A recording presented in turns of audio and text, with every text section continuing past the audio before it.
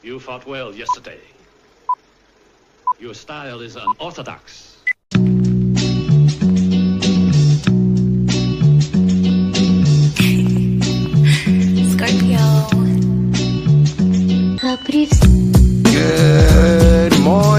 Good morning, Yankees universe, and welcome back to another episode of the Yankees Morning Brew on this Thursday, April 24th. Like always, I'm your guy Hector, joined by the compañera this morning. We got the lovely Grace Monroe. All you Yankee fans, wake up and get your coffee. Grace, how you feeling on this beautiful Thursday? Hey, I'm feeling great. Yankees got a win. It was beautiful. Can't wait to talk about it with you, Hector. How are you?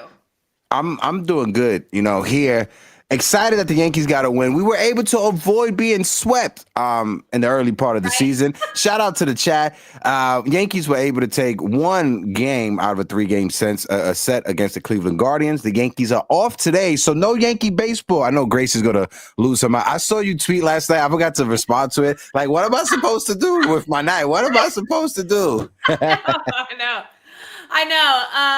I ended up going to the bookstore and getting some more books, which I don't need. I have a whole bunch of books on my TBR, and if you don't know, that's to be read list. It's for all the book nerds out there. They all know. But you can never have too many books, right? So anyway, that's what I ended up doing with my evening after the Yankees avoided the sweep. I was in a good mood, so yeah. A solid Wednesday night. One thing I got to say is that TikTok has revived Barnes & Noble, right? Because Barnes & Noble's was to be done if it wasn't for TikTok and then the reading circles or the book clubs that have been popping up out there. But again, if you like to read a book like Grace, if you like to read an anime or manga like I am, you can go to Barnes & Noble to find everything that you need. No sponsorship from Barnes & Nobles yet. But let's shout out the chat, Grace, before we continue. One of the best chats that are out there. My guy Future is in the building. Future, how you doing, my guy? Shout out to Jonathan in the building. Theo Nosebleed section, how you doing? The fly guy, Jacob Petruzzi. Appreciate you, Jacob, dropping the TikTok in the chat. Make sure you guys go and follow us over there on TikTok. Like I said, Theo Nosebleed. Spitting Mantis is in the building. My guy JV, how you doing? Anna Marie LeBeau is in the building. Morning, y'all. How you doing? You got to drop the y'alls in the chat for Grace Monroe. Nathaniel Crenshaw is in the building. Richie Squires, how you doing? Mikey Caliendo is in the building. My guy Roro, Rosafina, Rosa Josephus, Rosef the King is in the building. Roro, how you doing? And like I said, Yankee fans, hit that like button, hit that subscribe button. When it comes to subscribers, Grace, I got to let you know, we got some more subscribers from the last show. We are at 5,128 subscribers. So we appreciate all the new subscribers. Thank you guys for following us. Thank you guys for entertaining us. Hit that like button, hit that sub button. Grace, before we get into any Yankee conversations, there was a TikTok that I came across that made me laugh and made me chuckle. So I'm going to bring it up real quick. If you guys aren't following Jay Bergs, make sure you guys go and follow him. He does amazing content, hilarious as well. So I'm going to play this and we're going to take a trip down Yankees memory lane. Thank you all. Well, they came and got me out of Texas, and I can tell you it's a privilege to be back. I'll be talking to y'all soon.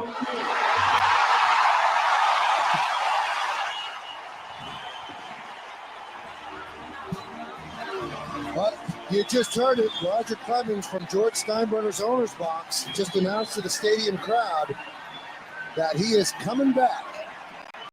So I guess they got him to come back a little bit sooner than he said he was going to. And now I guess the Yankees have themselves. Roger Clemens is in George's box, and Roger Clemens is coming back. Oh my goodness gracious! Of all the dramatic things I've ever seen, Roger Clemens standing right in George Steinbrenner's box, announcing he is back. Roger Clemens is a New York Yankee. Oh, Susan is a national treasure. Susan is a treasure. Listen, I remember when that happened, Grace. I was in high school when that happened. I was watching the game, and when that happened, I immediately called my uncle to brag because he was a Met fan. But no, that was hilarious. Down memory lane, Grace, as a fellow Texan, What's your thoughts on the Yankees going back in time and calling and getting Roger Clemens out of Texas? I loved all the y'alls that were dropped in that video. I'm a big Roger Clemens fan. I use him anytime I can on the Immaculate Grid. He's one of the best to ever do it. I know about the asterisk, but I'm just saying he was quite a baseball player and quite a pitcher. So big fan of Roger Clemens. That's awesome. Yeah. And like I said, one of my favorite memories of Susan was during the pandemic when nobody was in the field, nobody was in the stands, and they were like, and our national anthem today is going to be sung by Susan Waldman. And I'm like, what? And she just stood up in the press box, and belted out the national anthem in her accent and in her New York accent, everything. It was so fantastic. And I'm just like, dang, that's our Susan. We love her. She's just a gem. So Susan Waldman is a treasure. Susan Waldman is amazing. I've had a chance to meet her a couple of times at the stadium and then at the Pinstripe Pride event that happened this past year. And I was able to get a video of her saying hi to my mom, right? Because my mom, even though my mom, always shout out my mom, you guys know her, diehard Met fan, even though my mother's a diehard Met fan, she would love Susan Waldman and she would love certain aspects of the Yankees because I grew up a Yankee fan. So my mother would entertain me like that. So shout out to my moms. Shout out to Susan Waldman. Shout out to my guy, Mr. Keith Saunders in the building. Keith, how you doing? Salute, 3 capital S's. And I ain't go front. I like the name. I like this name. Size of a Beetle Bug. Shout out to Size of a Beetle Bug that is in the chat. I appreciate you for being in the building. I have no. Oh, that's a 2 hands. Okay, I was about to say I have no idea what your profile pic is, but as 2 hands, it seems like you're holding somebody's hand. So shout out to you. What is a beetle bug? Is that a roly poly? It's a beetle bug. You know, like the big ass beetles. No. You don't know. Like a roach? You never seen big bag Beetleborgs? You don't know what that is, Grace? Oh, a Beetleborg? Like the cartoon? No. Well, there was a cartoon called Beetleborgs, but they were based off of beetles, like the big ass beetles.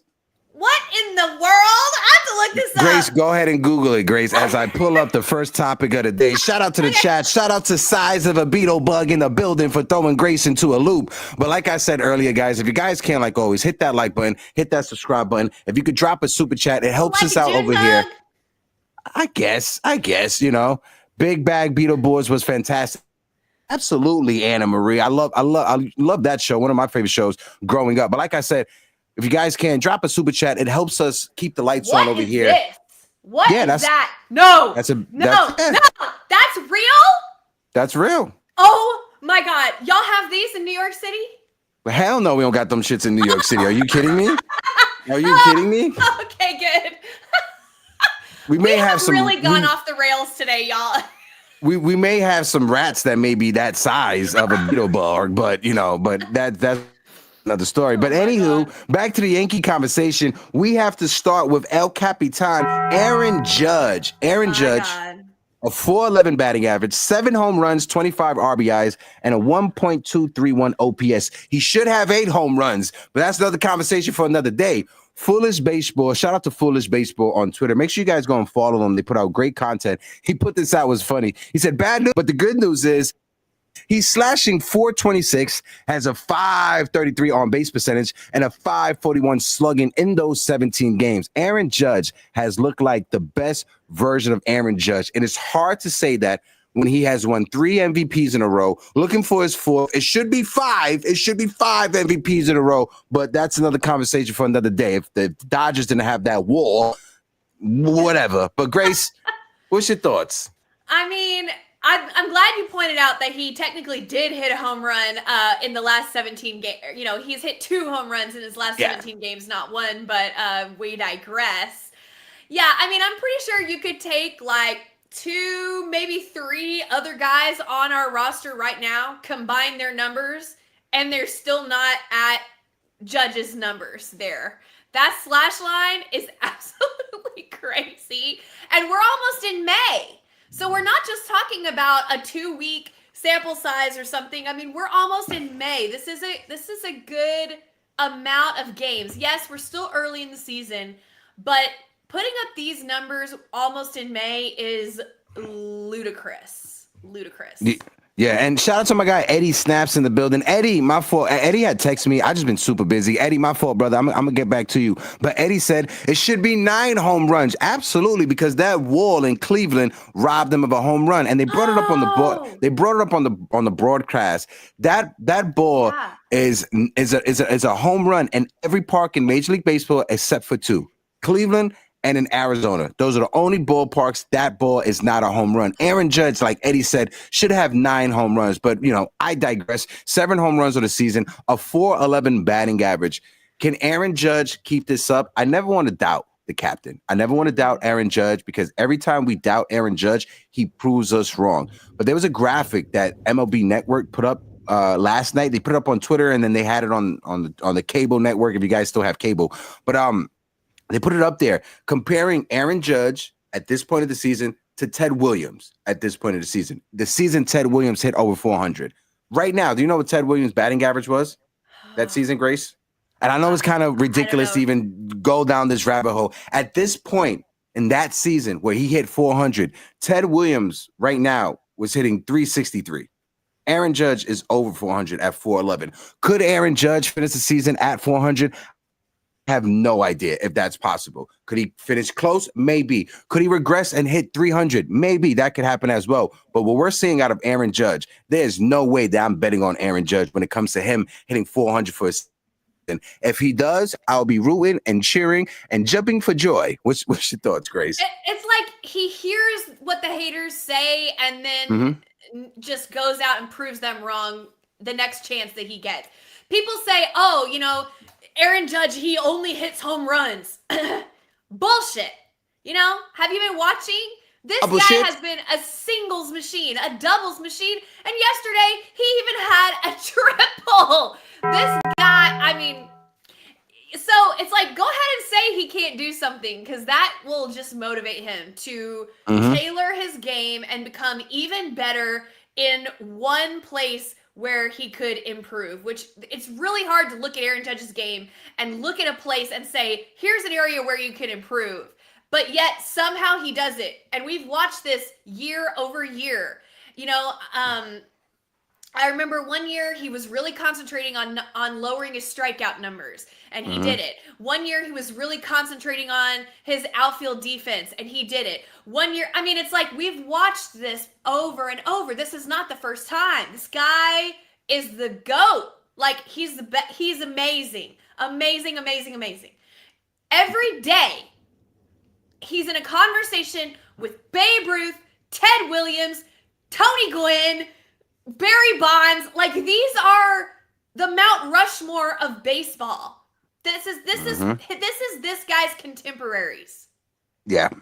Yeah, 100%, Grace. When Aaron Judge was a prospect, when he was coming up in the Yankee system, I used to joke around and say that Aaron Judge is the love child of Blake Griffin and LeBron James. I take that back. Aaron Judge is on his own stratosphere when it comes to what he does on the field. Again, April 24th, he's hitting 411. I don't care about Shohei Ohtani.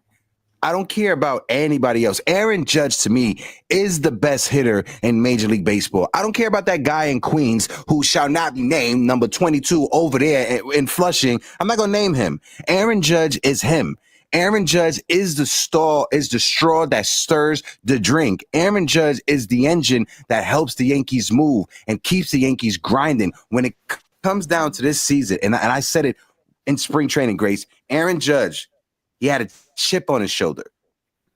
The last memory he had to remember about playing baseball was getting embarrassed by Dodgers in the World Series. And he had to go through the entire spring training, the entire offseason, listening to Dodgers players go on different podcasts, shit-talking the Yankees. And let's be fair, it wasn't like the on the Dodgers were doing. It wasn't Shohei. It wasn't Freddie Freeman. They were going on Mookie Betts' podcast, sipping some sips, and they was feeling loose, and they was just letting it rip. Aaron Judge saw all that, and he said, you know what?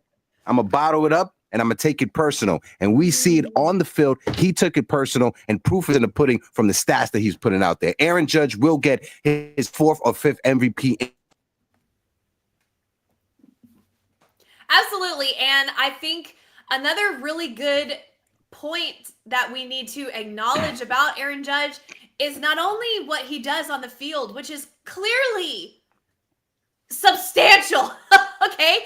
But beyond that, he is a leader, he is a brother, he is a friend, he is a role model, he is an encourager, he is all these things to his entire team. Every guy on the team, not just his fellow starters, but we saw it last year with Jahmai Jones, for example, who came up for a little while and then was released.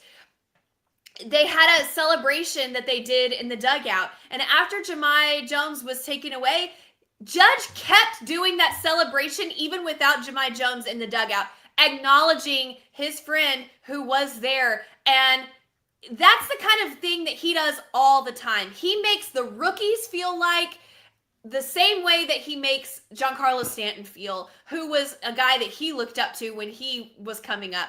And you've never heard anyone say one bad word about Aaron Judge. In fact, you have only ever heard them say, not that he's a nice guy, that he's the nicest guy.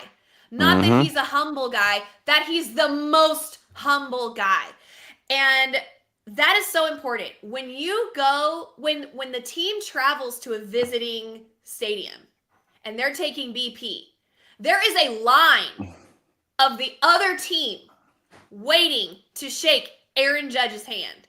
Yep. When you watch the All-Star game, the guys are so excited to come play with Aaron Judge. These are his fellow MLB players. You cannot have a more resounding affirmation of who Aaron Judge is as a person than that. And obviously the play on the field is crazy. So when you roll all that up together and you make a ball of Aaron Judge, he's the best.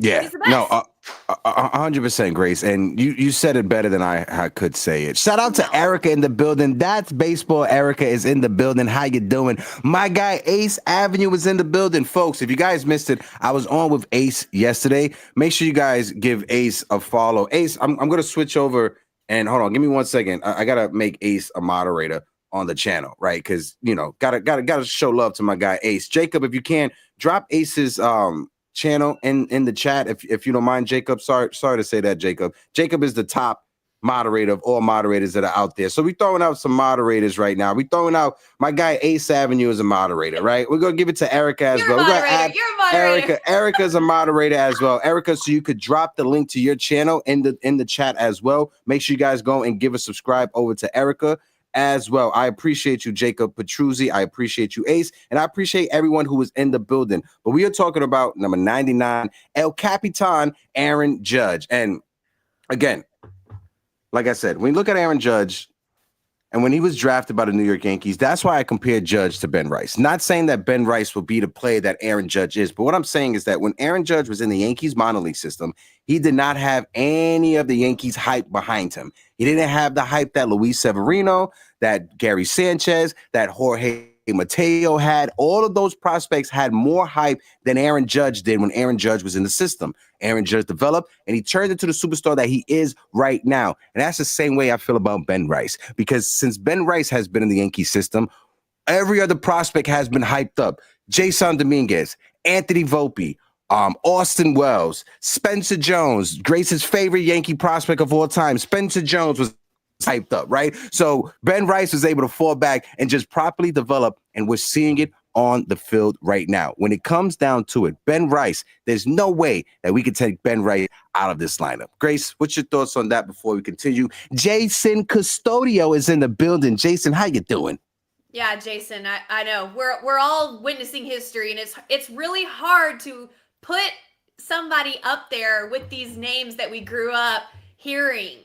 And it's hard to believe, but I do agree with you. We are watching it right now. And I've seen people on Twitter and stuff say, that Aaron Judge can't be in the Mount Rushmore of Yankees until he wins a championship. I completely disagree, because who's hitting behind Aaron Judge? Who is helping him? I know Ben Rice is doing great right now, but who is helping him? The other day, when Aaron Judge went 4 for 4, what was the rest of the team doing? And it's like, And as far as I'm concerned, Aaron Judge is on my Mount Rushmore of Yankees. He's already on there. I mean, and I got some tough decisions to make for the other spots. But as far as I'm concerned, he's on there, and it's not his fault, that we haven't let. I don't know. But anyway, I digress. Ben Rice has been amazing. He has really stepped up in a place where we thought, oh, what are we going to do without Juan Sodto? And we don't even miss Juan Sodto. I don't even miss Juan Sodto. I can't speak for y'all. Who? Do y'all miss Juan Sodto? Who? I'm dead serious. Do y'all miss Juan Sodto? Because I don't. I really don't. And then when I look at his numbers that he's putting up right now, I definitely don't. So I'm just like, Ben Rice has been there. Trent Grisham's been there. I mean, Goldschmidt has stepped up in a major way. Like, I swear, the problem with our I shouldn't say the problem, but my concerns with the team are much more on the pitching side. It's just, it's drastic. I gotta say, go ahead. No, you go ahead. No, I was going to say, when it comes to Juan Sodto, that's a conversation that we can have all day and every day. And I'm here for the smoke, and I'm here to be petty. So, Grace, keep on going, because I got something petty up my sleeve. Go ahead. Okay, work on that pettiness. But yeah, I mean, Ben Rice has been walking a lot. Obviously he's been hitting. Obviously he's been clutch. Obviously he's had slug coming out his ears. And that's across the entire league. But beyond that, he's been walking. I love him in the leadoff spot. I know some people have been talking about move Rice behind Judge to protect him. I hear you. I really hear you.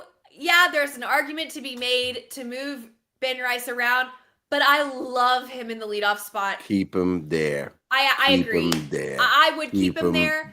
I understand why people are looking at him and thinking we need to move him maybe, but I just think we leave him in the leadoff. I absolutely love him there. Yes. I don't know. Because what is he doing?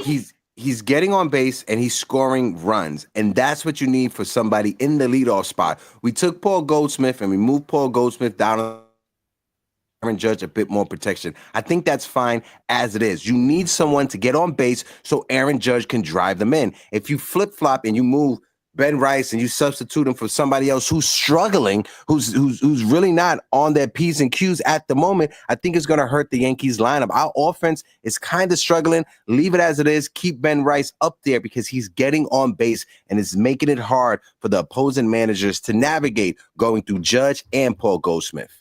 Totally agree. I totally agree. I think I would. Well, anyway, now we're off on a lineup tangent, but I want to see the pettiness about Juan Sodto. Yes. Because my guy Roro in the building, Rosafino, says Sodto is on a team that just happens to have the best record in baseball. Yeah. And that's because of two guys, Francisco Lindor and Pete Alonso. And I'm going to say this right now to all you Met fans that are out there. It should be an embarrassment on you as a fan base and on the Mets organization when it comes to Francisco Lindor not representing the Mets in the All-Star game. Some people may care about it. Some people may not care about it. But this man, Francisco Lindor, he has finished top 3, top 5 in MVP voting every year since being a Met. But for some reason, he cannot get voted into the All-Star game. Right now, as of my memory, I could be wrong, somebody correct me, but Francisco Lindor has his highest batting average as a New York Met at any time to start season right now. So if there was ever a case for Lindor to be an MVP, to be an all-star, it should be this season. Met fans, they need to do what they can to vote Francisco Lindor and get him into Atlanta. That's the campaign that I'm starting. That's what Latino sports is starting as well. But again, it should be embarrassing that Francisco Lindor has not been to the all-star game as a New York Met. But talking about petty, this is a guy right here. He's a Met fan, right? He's a comedian as well, but he puts out some good content. His name is Joe Perino, and I saw this yesterday and I was chuckling. Hey, Yankee fans, thank God Juan Sotto's slumping, huh? Imagine if he wasn't. Holy shit! And the reason why I bring this up, because it's like, when you look at that list, the Yankees are literally right behind his hand. The Yankees are tied for the best record in the American League at the moment. So yes, the Mets have the best record in baseball, but the Yankees are right behind them. We're just 4 wins off of the same record that you guys have. So yeah, right now the Mets do have the best record in baseball. At one point, they were tied with the Dodgers and the Padres. So I got to give a little bit of credit to the little brother that's across the bridge in Queens. But you will always be the little brother. Remember that. I love you, Roro. I know you in the building. You know, I'm gonna stop talking about the Mets now. What's your thoughts on that? We're not talking about. I'm sorry. We're not talking about the Mets. We're talking about Juan Sodto. He used to be a Yankee. That's very different. I would never be like, oh, the Mets are terrible right now, so I feel good. Mm-hmm. I don't care. Juan Sodto is what I'm talking about, okay? Very big difference. Like, I don't know. I don't get it. But y'all, I don't live in New York City. I don't get the rivalry that much. Like, I observed it from afar, but I don't see it. I can't relate to the hate for the Mets. So anyway, but that's crazy. I know the Mets are doing really well. JV in the chat says, nah, heck, don't apologize. Shout out to my guy, Roro. And shout out to Metsy in the building. Mets2128 is in the building. Metsy, how you doing, brother? Salute to you. It's been a minute. I hope all is well. And yes, you guys are playing good baseball right now. My guy, L.I. Yankee King said, who cares about Juan Sodto? Absolutely, L.I. Yankee King. The only troll in the Yankee universe I acknowledge is my good brother, L.I. Yankee King. And folks, I just want to let you guys know, I sent the message to Michael Caputo because I know a lot of people in the chat was wondering where's Michael Caputo and stuff like that. I haven't heard back from him, but just know I did text Michael Caputo after the show just to let him know that you guys were checking in on Michael Caputo. So again, Caputo, if you're out there, if you're seeing this, just know we love you, brother, and just know you're always welcome to enjoy the conversations over here. Jacob Petruzzi says, heck, waiting for the casino adjacent to Citi Field. Absolutely, Jacob. You are absolutely right. I'm trying to get on my slot machines, baby. But moving the conversation going, right?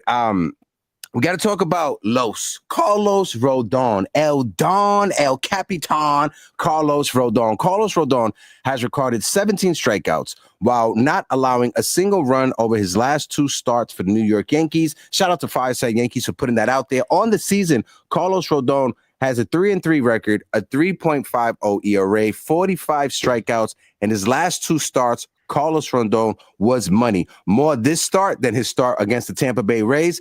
But this start, Carlos Rodon, like Erica said, put some respect on his name. Put some respect on Carlos Rodon's name. Grace, what's your thoughts? You know what I was thinking about this morning? I knew we were going to talk about Carlos Rodon and his start yesterday and probably his progress so far this season. And I was thinking the big difference yesterday, and please understand, I'm not taking anything away from Carlos Rodon at all. But I thought that it was worth mentioning that yesterday he got to work with Wells.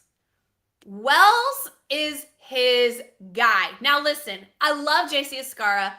Nothing against JC Escarra at all. He has done a fantastic job behind the dish since he's come up. But Wells and Rodon, they have more of a rapport. They have more of experience working together. And Rodon has credited Wells with his success multiple times. And I brought this up on the show before. In his postseason interview, they'll say, oh, Rodon, you know, your slider was great today, and we noticed you were working the changeup in the curveball. And he will say, Wells just tells me what to throw, and I throw it. He said that multiple times. I thought that yesterday it was very evident that Carlos felt comfortable on the mound, and I noticed that Austin Wells was at the catch yesterday. Time before, Escarra caught him in Tampa Bay, and obviously that was a successful start is what I want to say, and we won the game. Again, nothing against Escarra, but there was a different vibe about his start yesterday, and I think that that's because of Wells. Keep Wells with Rodon. They're comfortable together. They're a team. They work well. No pun intended. And Wells knows what to call and how to calm Carlos.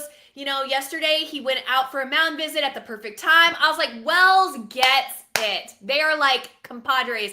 Keep them together. I know Rodon is not the ace of the staff, and I know Boone doesn't like to give the non-ace a personal catcher. But in this instance, I beg you, Aaron Boone, please keep Wells catching Rodon. This is imperative. Yeah. I gotta agree with you on that. Like Jason pointed out, Esquera caught it with the Giants too. You're right. Why does Boone do that? And he looked good against the Giants. It was just that one inning. And I think when it comes to Austin Wells, you pointed it out on his last start that he was out there. When things got rattled, what did Austin Wells do? He went out there to talk and calm down Carlos Rodon. And you got to give credit to Austin Wells, who is not a veteran baseball player. He's in his sophomore season. But for him to take that jump, that leadership, you got to give credit to Austin Wells. Got to give credit to this Yankee staff. Carlos Rodon was phenomenal yesterday. I want to shout out the chat before we continue because I saw some great comments. Against Escara.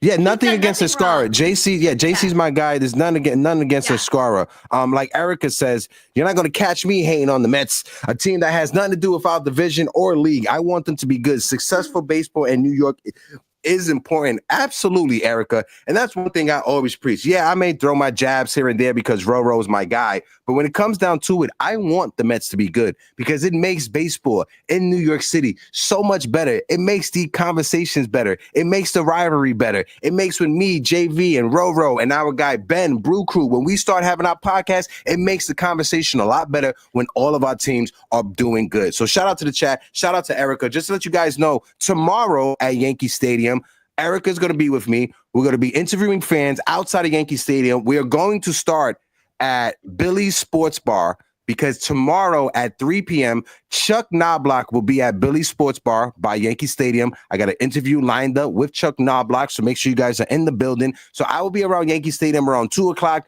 2:30. Chuck Knobloch's going to be there at 3 outside of Billy's. So, Erica, whenever you can, just shoot me a text to let me know when you could be there. But if anybody is going to Yankee Stadium tomorrow, make sure you get there early. Like I said, Chuck Knobloch will be outside of Billy's around 3 p.m. We got an interview lined up with him. We're going to be taking photos and videos. So make sure you guys pull up to Yankee Stadium. Throw some W's in the chat. My guy Dennis will be there early tomorrow. Shout out to Theo Dennis. One of the bleacher creatures that I love so much. When you guys are watching the Yankee game, the man with the big old championship belt, that's Theo Dennis right now. Throw some W's in the chat for Dennis. We got Ness in the building. Shout out to my guy Ness. Salute, salute, salute. 3 capital S's. Mikey Calendo said, you also love Citi Field. Don't lie. Yeah, I do. It's because of the ice cream that's in the press box. You know that. Everybody knows that. It's not a secret. But back to the conversation. Talking about Carlos Rodon. Grace, this second time not second time, but now that we're facing division rivals, right? We have a stretch coming up, 9 games,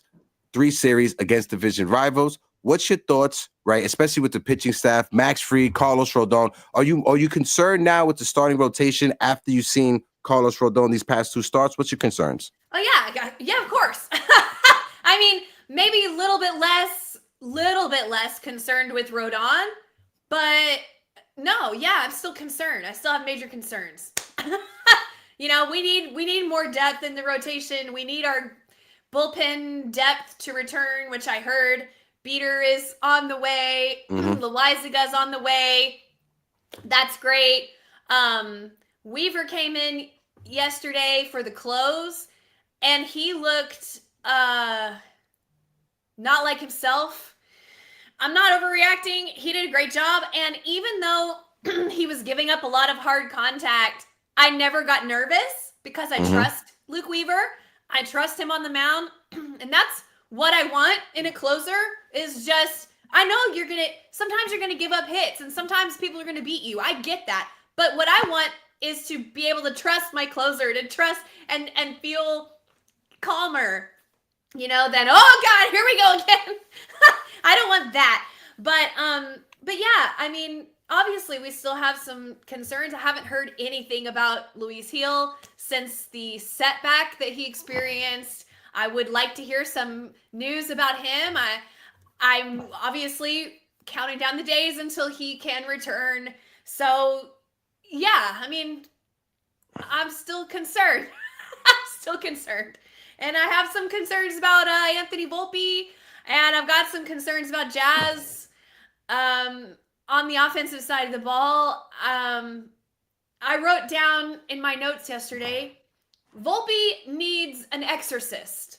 Because I'm like, Yes. I don't know what Volpe needs. I mean, obviously nobody's thinking, let's see what Grace thinks Volpe needs. I'm not saying that, but I'm just like, I don't know how this kid is lost, and I don't mean to say kid in a disrespectful way. This guy is lost. He needs a day off. He looks ragged. He looks tired. They all look tired. Today's day off could not come sooner. They all need it. They need a mental reset. They need a break. And hopefully when they come back tomorrow, they'll be feeling better. I don't know what else to say.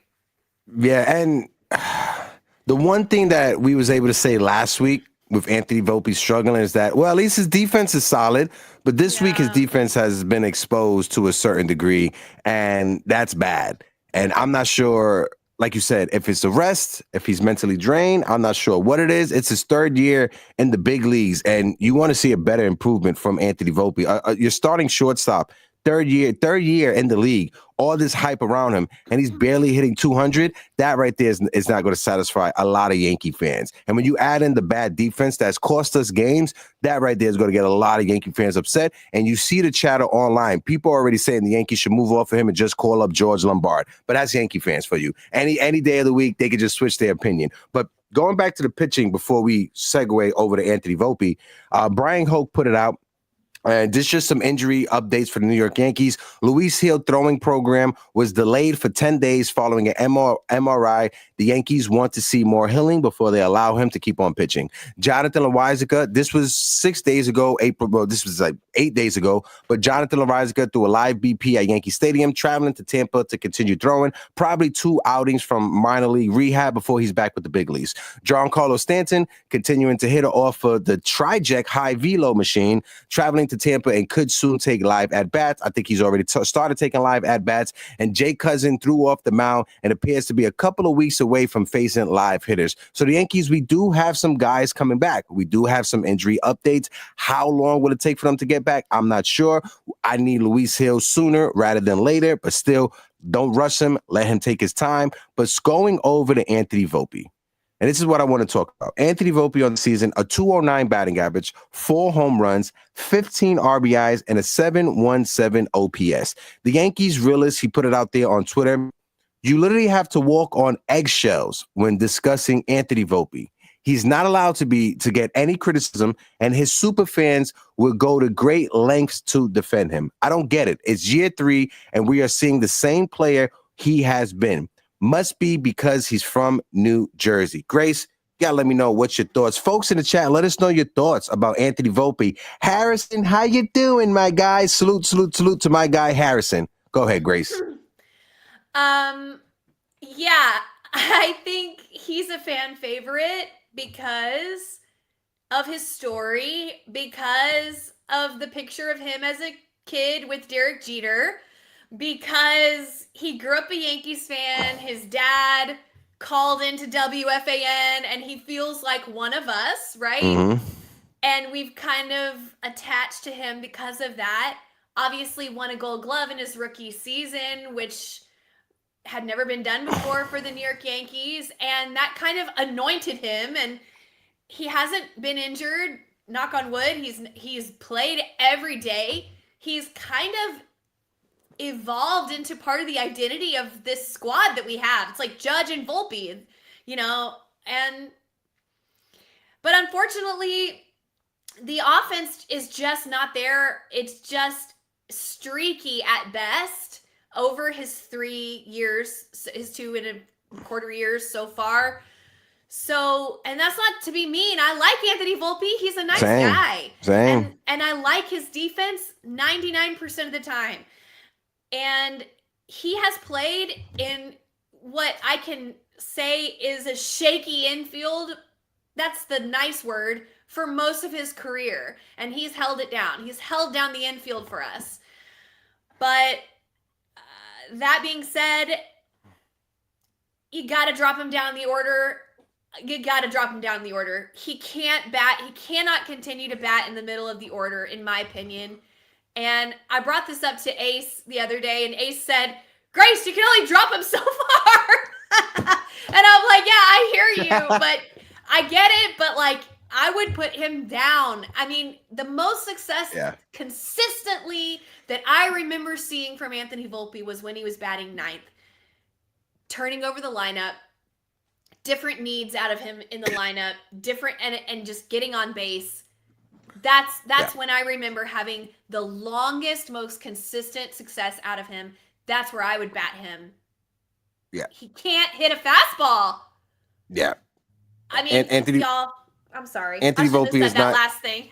No, you're fine, Grace. You see him struggling against the fastball, and that's something that major league players should be able to turn over on. But when you look at it, Anthony Volpe, with the stats that we're seeing, with the production we're seeing, he does not warrant being the sixth hitter in a lineup on a major league team, especially if you're trying to compete for the postseason or the World Series. You need to move Anthony Volpe down in the lineup. And you need to move Austin Wells up. I know there's some guys struggling. Cody Bellinger's struggling. It's not just Anthony Volpe. Jazz Chisholm is struggling. Austin Wells is struggling, even though he had an RBI yesterday. You know, those guys, we need them to step up, because when you look at it, there are four guys that are in the middle of the lineup, from Bellinger to Volpe to Chisholm to Wells. They're smack dab right in the middle. I know Bellinger is a little bit high and people moved around, but those guys, they need to hit, especially if teams are going to notice that, Aaron Judge is hitting go 4. Sooner or later, Paul Goldschmidt is going to cool down. When it happens, I don't know. So when that happens, you need the rest of your guys in your lineup to step up. You need Jazz Chisholm to look like how he looked that first 2 weeks of the season. You need Anthony Volpe to get back to his torpedo Volpe style and start hitting the baseball. You need these guys to have a different approach at the plate, because the approach they have right now is just not working. I want to shout out the chat before we continue. Old Sarge was in the building. Old Sarge, how you doing? Salute to our good friend Old Sarge. Cheesy Soul Cakes is in the building. Why are you like that? Appreciate Cheesy Soul Cakes with the $4.99 super chat, helping us keep the lights on over here at Uptown Sports TV. He says, just sending love, blessed day. Let's go Mets, baby, and love that Yankee fans stuck on a player that had less than a year. Absolutely, Cheesy. Shout out to Cheesy Soul Cakes, who's in the building. Appreciate you for showing love like always. Shout out to Cheesy with the $4.99 super chat. Eddie Snap says, it's insane that Dominguez is batting 8th and Volpe is 6th when it's a right-handed pitcher. One thing I want to point out with Dominguez, he had a hit yesterday batting from the right side. Did you see that? He had a hit yesterday batting from the right side. And the first person I thought about was Grace Monroe. So Grace, talk about your child. Talk about your youngin', Jason Dominguez. My boy, I'm so proud. He is just making strides on the right side of the plate. He's making strides in the outfield. Everybody, all the haters, just let it go, because this guy is our future. He is a young player. He's working on the switch. He's working on all kinds of stuff. I would definitely move him up in the lineup if it were me. I understand having him in the bottom to let him not have as much pressure, but I am tired of watching people. I am tired of seeing our lineup so unbalanced because, and this is what I mean by unbalanced, because we have some of our better hitters in the bottom and some of our worst hitters at the top. What are we doing? What are we doing? Doesn't make any sense. But anyway, I digress. The Martian is smart. This is what I've been trying to tell y'all, He is smart. He plays smart. Is he a left fielder by trade? No. Is he learning? Yes. Is he catching on? Yes. Are we seeing growth? Yes. You know why? Because he's smart. You know why he steals bases? He's smart. You know why he takes the ball the other way when he needs to and there's runners in scoring position? Because he's smart. This guy, this guy is 22? 21? 21-ish, 22, whatever it is, yeah. He's young. And he is smarter and acting smarter than some of our veterans on the team, which shall remain nameless. Speaking of veterans. Oh, my God. Speaking of injuries, did you hear that DJ LaMahu is batting 1,000 in AA? He had a couple more hits yesterday. Shout out to DJ LaMahu. The savior for the New York Yankees is on his way back. You guys talk about Giancarlo Stanton. You guys may talk about Luis Hill. But for me, the savior of the New York Yankees is DJ LaMahu. Very cheap, 1 pound fish. Bro. I want to say this with respect. I don't mean this disrespectfully. I really, really don't. DJ LaMahu looks like he's lost a few lbs. And what I mean by that is in his lower half, okay? I saw him running around the bases in a video, and I said, DJ slimmed down a little bit. Now, so I saw somebody on Twitter said that he looked like he's bulked up, and I'm like, no, he hasn't. Well, maybe he added muscle. Like, he looks lean. He looks more lean. Yes, yeah, he does. And I said to myself, okay, DJ, I see you. Then his post-game interview, he talked more than I've ever heard him talk in the entire time. I mean, the entire time he's been a Yankee, I've never heard him talk as much as he talked in his post-game interview 2 days ago. And I'm like, oh, he's locked in and he wants his job back. So, y'all, if he can contribute in any way, it would be a huge win for the Yankees because they're not going to cut him. They're not going to cut him until they see what they have left in him. They're going to give him a run. And we just have to come to terms with that right now. They're going to have to release somebody, unfortunately, and they're going to give DJ LaMahu a look at the major league level. And then they're going to decide what to do. So if that is the case, which I believe that it is, DJ LaMahu needs to provide some value, and that would be great. Because he's going to play. Yesterday, DJ LaMahu was 3 for 3, a home run, a double, and 3 RBIs in his first game with the Patriots. DJ LaMahu is on his way back to save the New York Yankees season. Yankee fans, mark it in your book, all right? Did I talk trash about DJ LaMahu? Absolutely. Did Grace Monroe say DJ LaMahu was done? Absolutely. Did all you Yankee fans give up on DJ LaMahu? 100%. What are we here for? We are here for forgiveness. And what are we doing? We are begging DJ LaMahu for forgiveness. Our Lord and Savior, DJ LaMahu, is on his way back. But no, in all seriousness, shout out to DJ LaMahu, right? Because one, it's hard to play this game. It's hard to play Major League Baseball, right? What's even harder is as you get older, right? When you start getting up there in age, I feel it now. Anytime I get a paper cut or I bump my knee, I think I got shot. Like, right? That's how I feel, right? So for DJ LaMahu, somebody who's dealt with injuries, who's dealt with hip surgery, right? Who's dealt with lower body injuries these past 3 seasons. If he could come back, he doesn't have to be DJ LaMahu who won batting titles. Absolutely not. But if DJ LaMahu can give a solid defense and hit about 260, 270, that's all we're asking for out of DJ LaMahu. I know it may be a stain on us as a fan base or organization, us getting hyped about an injury player coming back, possibly saving our season. Yeah, it may look bad on the front office. But with DJ LaMahu, when he comes back, you have to be able to rotate him with Oswaldo Cabrera. He cannot be an everyday player because if he's an everyday player, he will break down in the middle of the season. You have to keep him rested, maybe 3, 4, 5 days out the week. Rotate him the same way how you've seen Aaron Boone rotate Cody Bellinger to keep him fresh, but to still keep his bat in the lineup.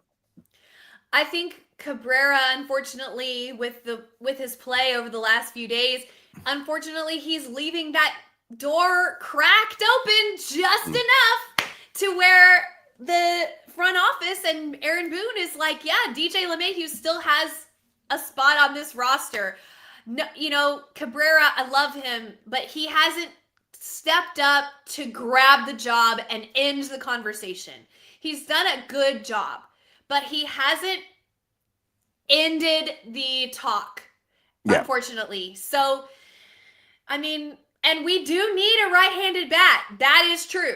And I will defend our show a little bit, Hector, because during spring training, before the infamous video came out of, I can't remember who posted it, but that beat writer who posted the video of DJ during batting practice. Yeah. Possible single.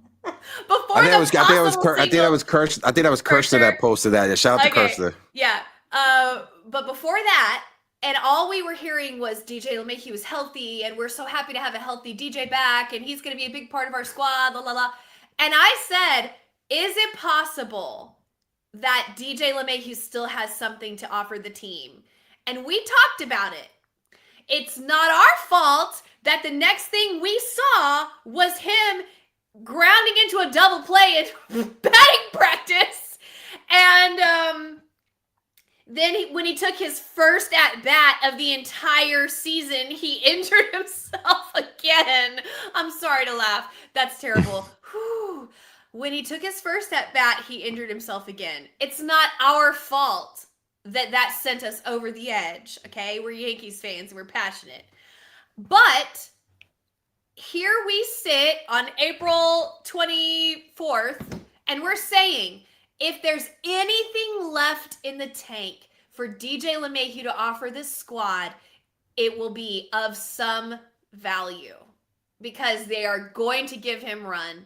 And we never said we didn't wish DJ the best. We do. We wish DJ the best. I hope he comes back and is amazing. Resurgence of DJ LaMahu. Comeback player of the year. Sure, absolutely. That would be amazing. Nobody wants the Yankees to do bad, but it's coming. It's coming. I hate that Oswald Peraza is going to be released. I hate that. Well, he most likely will be traded away, not released. But yeah, I'm right there with you. And shout out to Erica in the chat that says, I saw people actively asking for DJ LaMahu yesterday. Hell has frozen over. Absolutely, Erica. Hell has frozen over. I got a message. I got one thing. DJ, if you're out there. David John LaMahu. DJ, as Yankee fans know him. As La Machina, as some people nickname him. DJ, just know, us Yankee fans, we may have talked shit about you over the past couple of seasons. We may have wanted the Yankees to DFA you so we could flurry up some money so we could bring somebody in. Well, guess what, DJ? If you are out there, please help this team because we desperately need it. Yeah. That's where we are. That's where we are.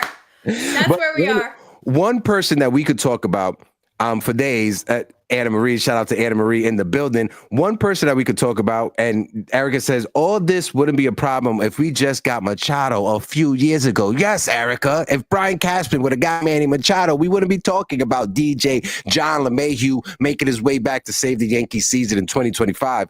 One player that we could talk about that Brian Cashman actually did get an import and has been amazing, probably the best signing this entire offseason, is Paul Goldschmidt. Paul Goldschmidt has a .371 batting average, 1 home run, 7 RBIs, and .885 OPS. We need you to get on base, get some singles, get some doubles, and that is what he has done. Fireside Yankees, they put him out there. They put this out there. Paul Goldschmidt, in his last 35 plate appearances, he has a .452 batting average. Paul Goldschmidt is now hitting .371. This was before his last out, but .371 all the season. Goldies turned into the modern day Tony Gwynn and Yankees pinstripe. Grace, what's your thoughts on Paul, the former MVP Goldschmidt? I never thought that I would be so over the moon about who is effectively a singles hitter as I am about Paul Goldschmidt. But I absolutely adore him. When he comes up to the plate, I know something's getting done. It's like Weaver on the mound. I feel totally relaxed. I feel totally comfortable. He's so smart, too. It's like what I was saying about Jason. He's so smart. He will take the ball the other way. If, he's got a runner on third and needs to bring home, he will know, okay, well, I got to hit this to right field to give the runner enough time. And it doesn't matter if it's an out or not. He's selfless. He does what he needs to do. He's a situational hitter. He gives you a professional at bat every time. He'll work the count. He'll get the pitch he wants, and he will drive it. I mean, it is old school baseball. I love to see it. Absolutely adore him. Obviously, he got a day off, a half day off, and Ben Rice covered first. I'm wondering if that might be somewhat of a long-term plan. Possibly when Giancarlo comes back, at least, I don't know, but at least I want to say I was glad that they gave Ben Rice some reps at first base because it tells me that they're at least thinking about where can we use Rice, because there's no way you can take him out right now when Giancarlo comes back. And I love Giancarlo Stanton. I absolutely love him, and I can't wait till he's back, but Ben Rice has to stay in the lineup. They apparently asked Aaron Boone, is Goldschmidt tired? Does he need a day off? And Aaron Boone said effectively, yeah, he needs a day off, but I can't sit him. He's batting, 400 right now. And so I decided to give him a half day, and that's why they put Ben in to cover first. But his first base defense has been great too, really. And he's had some crazy throws. And I'm not slamming these guys, but Jazz has given him some bounce throws in the dirt that he's picked. Volpe as well. Yes, Volpe, and Cabrera's given him some sailing throws over his head that he had to grab, and he's done a great job. He's been incredible for us this season so far. He has earned every dollar, if not more. Like I said, he's making $12 million on the season. He's definitely the steal of the offseason. But we got one of our friends backstage. I sent the bat signal out to our good friend Erica to join us in the conversation. Erica, how you doing on this beautiful Thursday morning? Good day, Erica. What's going on, guys? Hi, Hector. Hi, Grace. How are you? Good. How are you? Good. I was on a call. I was on a very serious business call. So I was trying to chime in, putting myself on mute, the camera off. I was trying to chime into the conversation. But I jumped in. I heard you guys talking about Goldschmidt. Yeah, he needs a day off because his shoulders hurt from carrying this team. He's been the man. And honestly, a lot of people were talking smack because they're oh, well, now you can never please anybody because he hits, right? But it's only singles. He has no slug. But the past couple of games, he's starting to get some power, barreling up the ball, getting some doubles. And I think that's very important when you have him behind Judge, because if he's just hitting singles, Judge doesn't really have that speed. But when you're adding power behind Judge, after, Judge can get a double or whatever, Ben Rice, move him over. Now you have somebody in scoring position and you're adding slug. That's going to be very important, especially when the bottom of this lineup looks really weak. So I'm really excited to see what I'm seeing from Goldschmidt. Who knew? Everyone was talking so much smack for that signing, but he's been everything that we needed, especially after coming off of these seasons with Anthony Rizzo. And like you said, defensively, he has been helping Volpe solidify a Gold Glove, because some of those throws come up short. The Cabrera throws come up short. Very good with making the picks. I would just like to see him defensively play the ball a little bit better decision making, but that'll come. It's been great. Loving it. Yeah, 100%. For me, when you said you can't make anyone happy, right? Especially Yankee fans. Yankee fans can never be happy, Erica, because when you bring up the fact they're just miserable, complaining that he's only hitting singles. There was a guy that Yankee fans wanted to trade for. He got injured the other day. A speedy recovery. But Luis Ariz was somebody that Yankee fans were dying for. We need him. He gets on base. I don't care if he just hits singles. We need someone to get over. And now we got somebody who's basically doing what Luis Ariz has done in the past. High batting average, getting on base. He walks more than Luis Ariz. Probably plays better defense at his position than Luis Ariz, but we got it in Paul Goldschmidt for the cheap at $12 million a season. And I know Yankee fans love to poo-poo and shit on him, but Brian Cashman is my GM. Brian Cashman is a Hall of Famer, and I know Yankee fans hate him. Brian Bartholomew Cashman, I love you. Go ahead, Grace. I feel bad for Goldschmidt because I think no one on the team has been stranded on base more than Paul Goldschmidt, because he gets on base virtually every time. I shouldn't say that, because a lot of times he'll hit a sac fly or he'll give a sack just to get the run in, which I absolutely love about him. But I feel like he's always on base and he never gets batted in. Never. And you look at who's batting behind him, man, I feel for him in that way, but I don't think he thinks of it that way, because he will just do whatever the team needs. He's selfless at the plate. I love that about him. I wish more people would be selfless at the plate. I want to shout out the chat before we continue. Folks, we got over 80 people in the building rocking out with us. We got over 40 on YouTube. If you guys can, please smack that like button, hit that subscribe button. When it comes to subscribers, we are sitting at 5,129 subscribers. If you guys can, hit the sub. We are on our way to 5K. Make sure you guys follow everybody that is a part of this beautiful community over here at Uptown Sports TV. Make sure you guys go and subscribe to Erica. That's Baseball Erica. Follow her on all social media platforms. Our guy, the Ace Avenue, who is in the chat as well. Make sure you guys subscribe to him and follow him as well. Theo Noseby says Vivas already was sent back down, and that's upsetting. I wanted this kid to get some type of burn. Erica, I'll toss it over to you to lead the conversation on Vivas, and after we get done with Vivas, Grace, I'll kick it back over to you to lead us with whatever topic that you have. But lead us on the conversation when it comes to Jorvis, and then throw it over to Grace, Erica.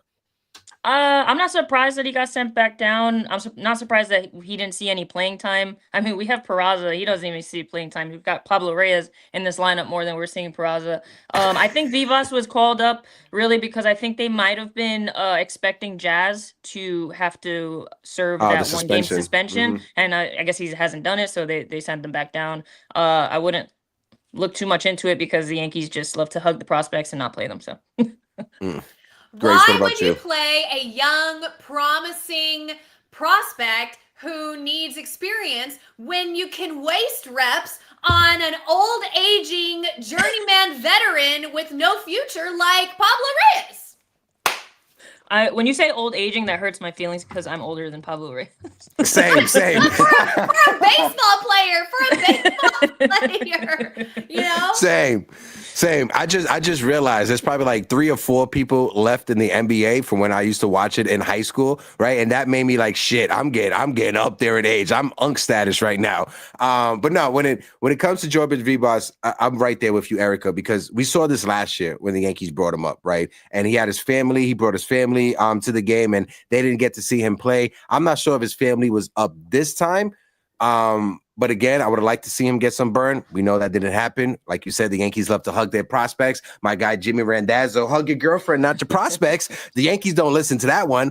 But no, I would have wanted him to get some burn. Unfortunately, he did it. Again, shout out to the chat as well. Stephen B is in the building. I appreciate you, Stephen B. I got some more people in the chat that I want to salute. My guy, Ness, in the building said, credit to Boone. He went with Reaver, taking no chances with William. He's not trying to get swept. No, absolutely. And I think that was adamant. When I saw Luke Weaver in that 9th inning, I'm like, yeah, Aaron Boone wants to make sure we get this win and we leave out of Cleveland without getting swept. Grace, I'm going to kick it over to you. Lead us in whatever topic, anything that's on your brain. What do you have rattling up there in that Texas mind of yours? I just want to know if anybody in the chat is a member of DoorDash or has a DoorDash account. Anybody there? Anybody? I like order from Erica? DoorDash. Yeah. Okay, good. Yeah. Y'all, can y'all do me a favor and DoorDash some chicken parm to Anthony Volpe and Austin Wells? Because that's what I was thinking the other day. Can I DoorDash some chicken parm to the dugout? Because these guys need a night of chicken. This is what I hope. I hope Austin Wells and Anthony Volpe get together with, I think it was Volpe's aunt, and eat some chicken parm, have a night, and talk about hitting and just reset yourselves because chicken parm needs to save the season. Just kidding. We're in first place, y'all. We're terrible up here. You know what I mean? But hey, Austin Wells had a double yesterday. Yeah. But that spot in the lineup was looking rough yesterday. I mean, when you have what is it, Jazz, Volpe, Wells back to back, like Ortiz did not pitch a good game yesterday. But if you look at his line, it looks like he had a solid outing, and it was because of those 3 guys. Yeah. Jazz was getting on base. He was walking, and I was like, hey. That's something that again, Grace, thank you for bringing that up, because when I saw that in the game, thank you so much, Jazz. Yes, is he like leaning back looking for that home run? Yes, but the difference between Jazz Chisholm this year and last year, even when he was with the Marlins, is his plate discipline. That is something that he has worked on, and you see it by him working the count. It seems like this past week, majority of his at-bats were either 3-2 counts or 2-2 counts. Like, he was really working the pitches and he was working the counts. So shout out to Jazz for that one. Yeah, those two guys, Jazz and Volpe, they just need to simplify the game. Because if they could just work walks, even if you're putting up a 200 batting average, if you're working walks and getting on base, that's where like your speed can kill teams. You create chaos on the base path, and I feel like Jazz is just trying to do way too much. He see, that Yankee logo, he wants that swag, he wants to just have that big moment when really all he has to do is simplify the game. Volpe just needs to learn how to hit a major league fastball, but that's besides the point. Yeah, It's bad. Like you can't hit a 94-mile-an-hour fastball. I mean, I know I can't, but I'm not a major league baseball player. Like it's ridiculous how bad he looks right now. Yeah. And I know. if you can't hit a fastball. Yikes. That's what I'm saying. Yeah. He's behind it. He's looked slow, and that's what I'm saying. Maybe he's tired. He needs a day. We have Peraza there. We have other people who can give him a day off every once in a while. He doesn't have to play every single day. I think it's the last thing they're holding on to. I think they're like, Anthony Volpe is competitive. He goes out there every day, doesn't complain, plays every game in and out. Like that's what they're holding on to at this point because the stats, it's not showing. It's not, I don't know. It's just not showing up in the box score. So I think, he has a great glove. There's a potential for him to have a hot, 2 weeks, go on a hot streak. But it's because it's year 3 and it's just a short leash. And you think about all the shortstops that you passed over on him and how, you won it over Peraza and there's just a lot that you can use against him. I mean, Corey Seager, that's all I think about is Corey Seager. No, I think now for me, it's Gunnar Henderson, in the same draft, he was picked in the 2nd round. The Yankees passed on Anthony Volpe. The Yankees passed on Gunnar Henderson to draft Anthony Volpe.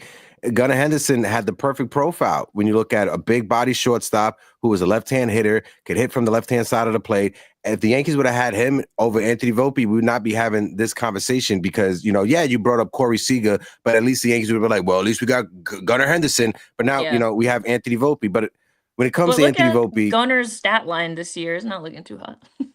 He's having as bad a season as Anthony Volpe.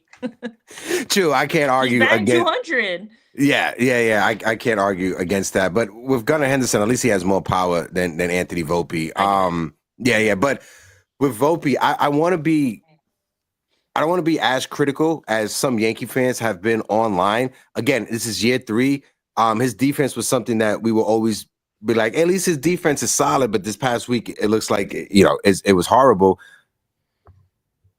Sorry, just getting a phone call from my dentist. But for me, I just feel Anthony Volpe, is he the future for the New York Yankees? Or is it George Lombard, or is it somebody else? As of right now, into year 3, I know this is just the first month for the season. I'm not sure what the answer is to that question. Grace, what's your thoughts? It's just like we brought up on the show a couple weeks ago, and it's who is Anthony Volpe? What is his identity?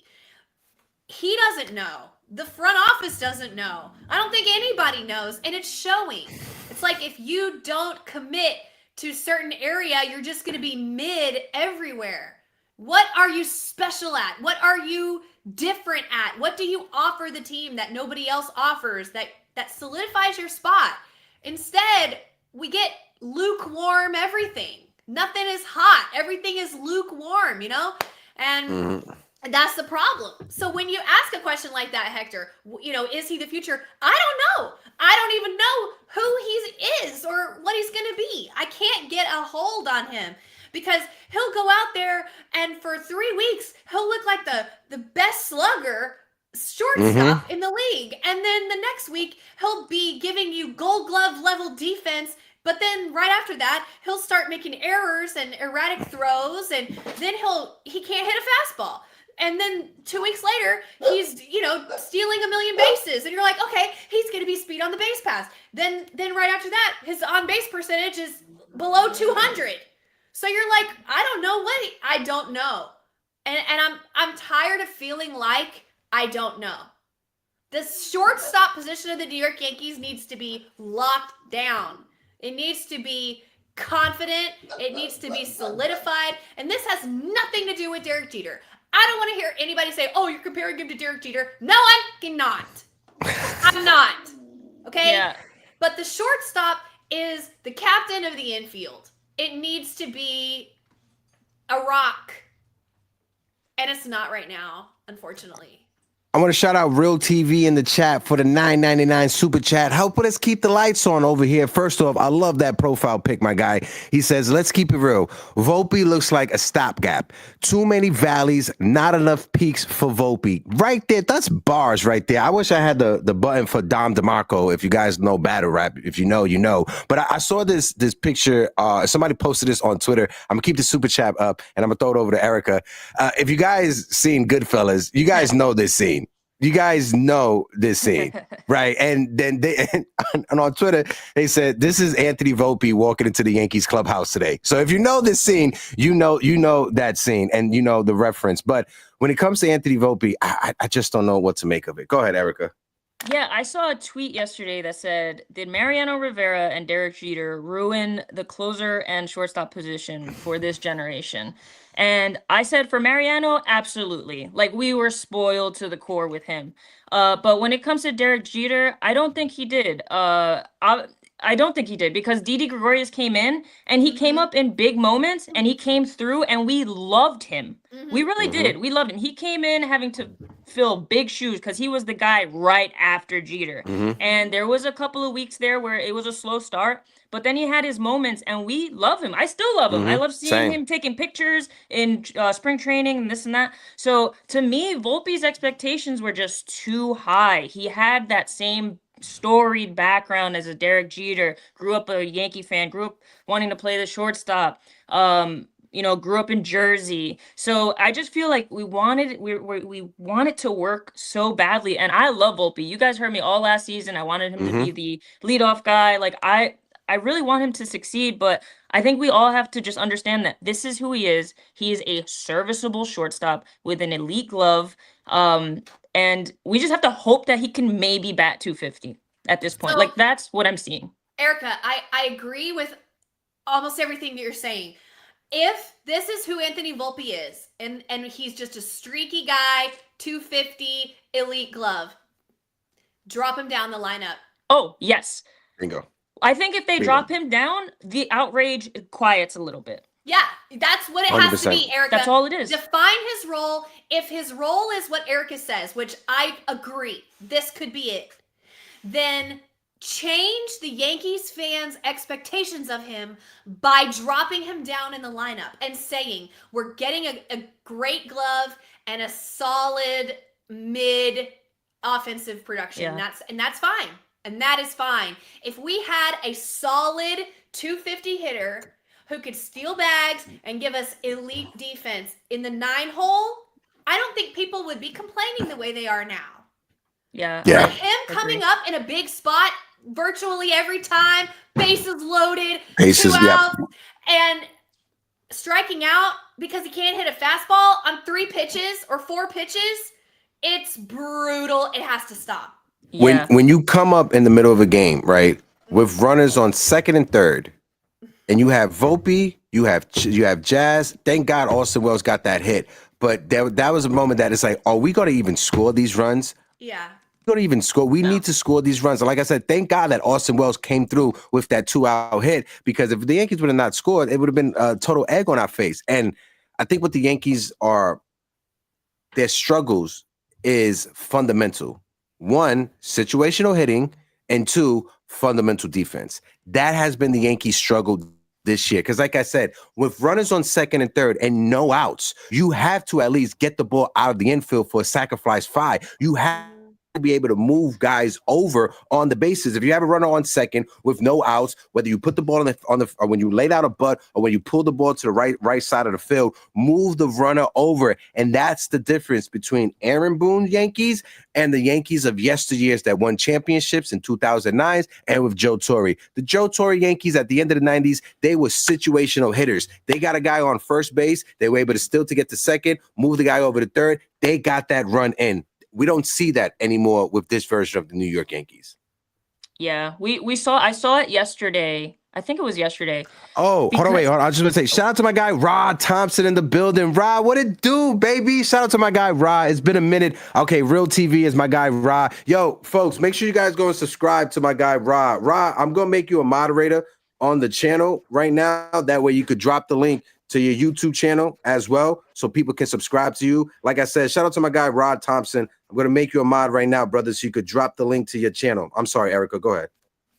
No, I was gonna say, like, yesterday I saw it and it made me smile because I saw it with Ben Rice.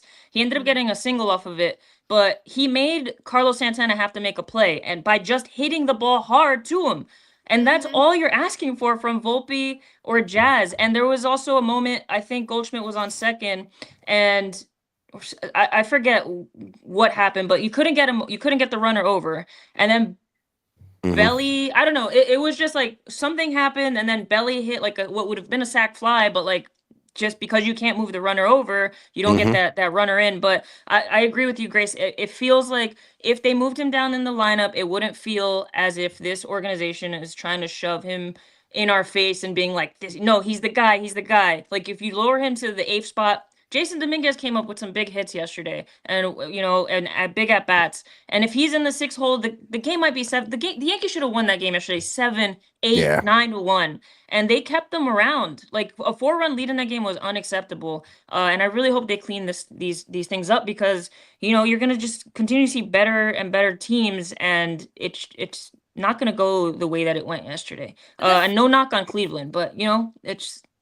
100%. I agree with you, Erica, especially against a right-handed pitcher. There's absolutely no excuse for having Jason Dominguez so far down the lineup against a right-handed pitcher. I know he's struggling from the right. I shouldn't say struggling. I know he doesn't have as much experience from the right side, and his numbers aren't anywhere near his left side numbers, okay?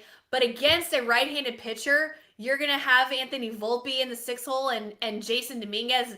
What are we doing? What are we doing? I mean, it's just stubborn for no reason. And it's not paying off. They need to get ahead of this conversation before it gets in Anthony Volpe's head and it gets worse. And if they keep running him out there and they keep wearing him down, that's when injuries happen. God forbid Anthony Volpe gets injured. Because then we're in a real situation, y'all. So we need Anthony Volpe to come around. We need him to play baseball with joy, which is what he used to do. We need that back. Move him down. Let him just exist with less pressure on him. That's what we need. Yeah. My guy Keith in the chat just put it in. Shout out to my brother Keith Saunders as well, who says, anyone else notice Volpe was a way better hitter when he got rid of that leg kick? I think it slows his mechanics down and he can't catch up to the fastball. His swing needs to be simpler. 100%. L.I. Yankee King says, if Anthony Volpe is a 240 hitter, 15 home runs, 40 to 50 stolen bases, I would take that. Sign me up for that stat line all the time. If that is what Anthony Volpe will give us, 240, 15, 40 to 50 stolen bases, phenomenal defense like Erica has pointed out, I would take that all the time from Anthony Volpe. I don't think Anthony Volpe is this superstar that maybe the Yankee scouts thought he was. Maybe when he was on Team America growing up as a top-rated prospect in high school, I don't think he's that player. But if he could be a serviceable player like Erica said and Grace said, move him down in the lineup and move other guys up. Because one guy who has been on fire, and I'm going to read off the stat line right here, Jason Dominguez, 313 batting average, 330, 365 on base percentage, a 500 slugging with an 865 OPS versus Anthony Volpe. Why is Jason Dominguez not higher up in that lineup? Jason Dominguez, I don't know why he keeps doing that. Jason Dominguez, you have to put some more respect on his name because he has proven that he's gotten better defensively in left field. When you look at his defensive run saves, I know he gets subbed out later in the game, so that may could fluctuate the stat. But he's leading all left fielders with defensive run saved at his position. What's your thoughts on Dominguez, Grace? I mean, that slash line that you just read, that is a middle of the order bat. That is a middle of the order bat. Solid numbers, not top of the order, right? And not an automatic out. That is a middle of the order. He needs to be moved up, in my opinion, especially against right-handed pitchers. Against lefties, I hear you. Against lefties, I hear you. Because he'll have to bat from the right. And we've rehashed this a million times. But he's gotten better. He's got a hit. He got a hit in yesterday's game. Like, and he'll keep getting better, my boy, because he's a rookie. He's a rookie. Okay? But yes, he will keep getting better. But even right now, against right-handed pitchers, you cannot convince me that Anthony Volpe is going to give you more production than Jason Dominguez. I mean, you can't convince you because he's not doing it. Yeah. The stats don't lie. Yeah, and there's never been, again, no shade to, this is not the beat up Anthony Volpe hour over here at Uptown Sports TV. No shade to Volpe, but we saw it with Jason Dominguez. He came up for a stretch a week and a half when he took over baseball and he was carrying the New York Yankees. We have not seen that stretch from Anthony Volpe over a week and a half to 2 weeks. We've seen it in spurts, one series, then he'll disappear. He'll pick it back up, then he'll disappear. When you look at his career stats, in the month of March, he has a 1,200 OPS, but you only play a few games in the month of March. April, it drops down to in the 600. In the month of May, it shoots up to 800. So maybe his OPS, maybe his stats line improve when we flip the calendar to next month. I don't know. But Anthony Volpe, he has to show something different, or he has to show improvement in the batter's box in order to warrant being the starting shortstop for the New York Yankees. His approach. He never changes. He never adjusts. He never reads the situation. In my opinion, I never see Anthony Volpe do that. We were talking about Paul Goldschmidt. I never see Anthony Volpe do that. Do you? I would really like to see him drop down some more bunts because he's come up with runners on first and second, where I feel like a bunt could help a little bit the team. Try something. I don't know. Tap into his speed. Like he keeps swinging. Like if he's swinging for home runs, he either gets under it, pops them up, or he just completely whiffs. I don't know, man. I really want him to be good, but it's again year 3, and you're seeing a guy in Jason Dominguez, like you mentioned, have big league at bats. Man, he's he's working walks. He's taking the ball the other way when he's batting lefty. It's just. I don't know. He's stealing bags, right. And you're seeing that from a guy that's only played less than 50 games in the majors, and we're on year 3 with Volpe. And like I said, nobody wants him to succeed more than I do, because I really do like him. But it looks so bad. Yesterday's game might have been the tipping point. Yeah. Yeah, even though we won, that's the crazy thing. We won the game, right? We won the game, right? We should have won the game before, also, but the errors in that 6th inning, Anthony Volpe, he was a part of that. But yeah, I'm right there with you, Erica. It's looking bad for Volpe. Hopefully, he could turn it around, because we want to root for our guys. We want to root, we want to have the stories of DJ LaMahu coming back and saving the New York Yankees season. Great, Erica, I want to get your take on DJ LaMahu, because I saw you put it in the chat. I don't even know what to say. I mean, he went 3 for 3 in AA, guys. Let's relax. These are minor league players. But listen. If it means that we get a righty bat that can put it in play, because he's gonna roll over. He's gonna roll over on a DJ LeGround out. If he just puts it in play, you never know what might happen. But also, I want to have a true third baseman. I know that DJ is not technically a true third baseman, but he has looked good defensively over there as far as when it comes to throws. Cabrera has looked very suspect, where he'll have really good plays, and then he'll just have really bad play on an easy ground ball, you know what I mean? Where he has enough time to throw it across. He has the arm for it, but I guess, if we're trying to look for some positives, you would kind of get that from DJ. I don't really expect much from him. I feel like he's going to injure himself immediately, or, you're going to have 1 week of him and everyone's going to be with their pitchforks like, hey, this is why you should have gone out and gotten a true third baseman, because, again, year 3, we don't have a true third baseman. Made that trade for Josh Donaldson, and it's all been downhill from there. So, I don't know. She said Josh Donaldson. Not the curse of Josh Donaldson.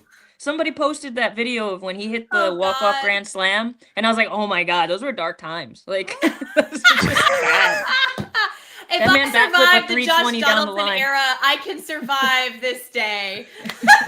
But that's the thing. When Josh Donaldson, when he hit that, I don't even think he knew where the ball was at because he flipped it, but then like he didn't even look at it. He noticed it at the end. He was just bat flipping just to bat flip. He was looking for his Yankee moment. He just never got it. Can I say something about Josh Donaldson? Go ahead, And Grace Monroe. The floor is yours. I'm gonna tie it in. I'm gonna tie it into something. Uh-oh. The way that Devin Williams acted the other day, which was not how my mama raised me to treat people, but I digress. In his post-game interview, the attitude of, well, wasn't my fault. I made good pitches. There's nothing wrong with me. And yeah, who cares? What are you asking me? What are you asking me? That whole thing, I said to myself, who does this remind me of? Because I've seen this before. And then I said, oh my God, it's Josh Donaldson. Do you remember when Josh Donaldson was going 0 for 65 at bats? And they'd ask him after the game questions and he'd be like, I had a good at bat today. I put a good swing on it, blah, blah, blah. Never taking accountability, never talking about his teammates, never admitting any faults, totally egomaniacal, defensive stance, always. That was Josh Donaldson, and that's who Devin Williams reminded me of the other day. Nailed it. I'm trying to find the video. I think I have the video I didn't see it. right here. I'm gonna pull it up right now. I'm gonna exit out of it. Okay, cool. It's look right. at his face. Look at his body language. Not being able to finish that one out. Tevin, can you just describe the frustration of not being able to finish that one out?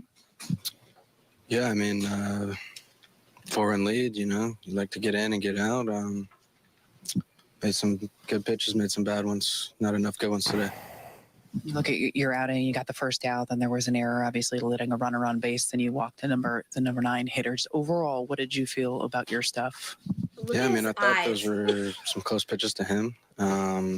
Really just... First off, shout out to... It gets worse. No, I was gonna say shout out to Meredith for asking these questions because yeah, Meredith is amazing. She's getting to the point. The change up to low.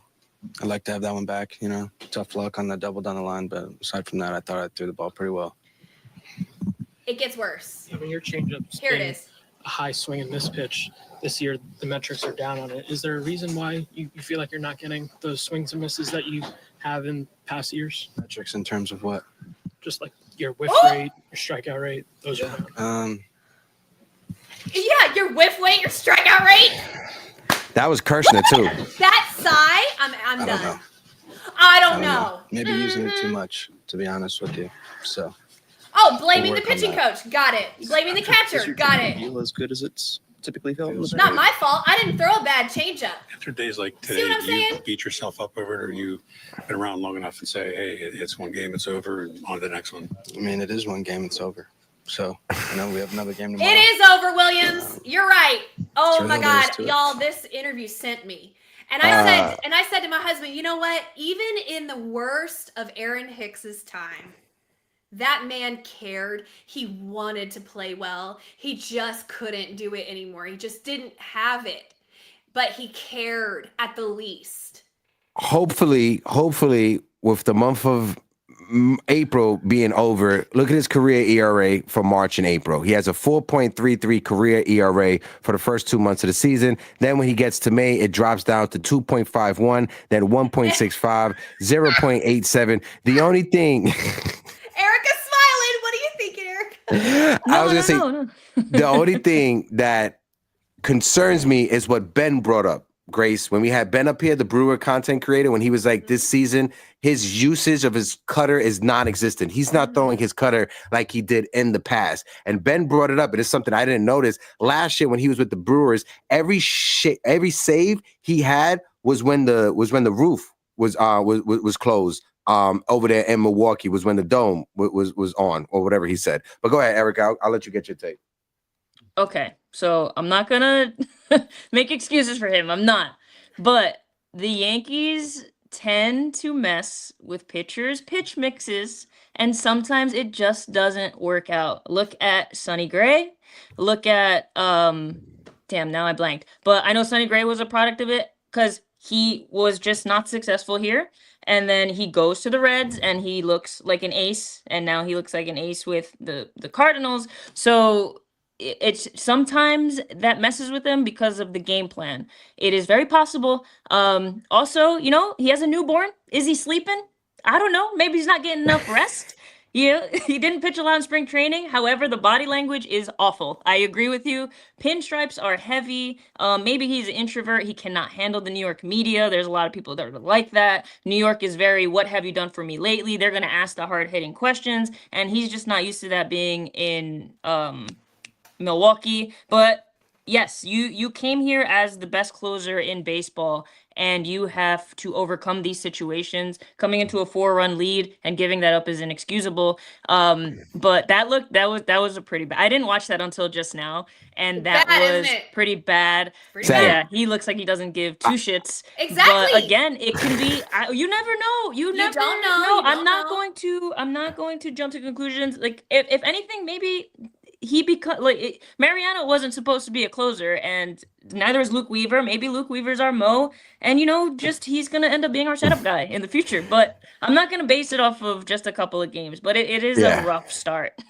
somebody, this person just in the chat, to all my Ario, she says, to all my Brewer fans who warned me about Devin Williams, you were right. It's time to drink, and I think that's how some Yankee fans are feeling right now. But we're about to get ready to wrap things up. I have to head to the mall. I have to go shopping to get me an outfit for tomorrow. But Erica, like I said, tomorrow I will be outside of Billy's, 3 p.m. Chuck Knobloch is going to be there. My guy Caleb is going to be there as well. Shout out to Caleb Vasquez, who was in the building earlier. Grace, last message. Go ahead. Last Hector, thoughts. You have to do me a favor. When you meet Chuck Knobloch, okay, this is what I want you to do. Ready? Got you. This is what I want you to say. I want you to say that my co-host on my pod is a Texas Aggie, okay? And you tell him for me, gig him. Copy. I may because need you he's the most famous Texas Aggie graduate ever. He was our savior, Texas Aggie baseball, big Aggie guy, obviously Yankee, but that's my guy, Texas Aggies, Yankees. All right. We're like all right. I may need you to text me that because I have a steady helping of the broccoli in my daily diet. If you understand what I'm saying. Yes, I'll text you. Erica, I guarantee you, nobody else at this event is going to tell him gig 'em Aggies. He'll be like, "What?" He'll be like, "Okay, gig 'em Aggies." I'm telling you. Okay. I'm gonna make sure I mark that down. Erica, let's get your final takes before we get out of here. I will be at 2 of the 3 games in this homestand, so I'll be there tomorrow and on Saturday. Excited for this hockey jersey.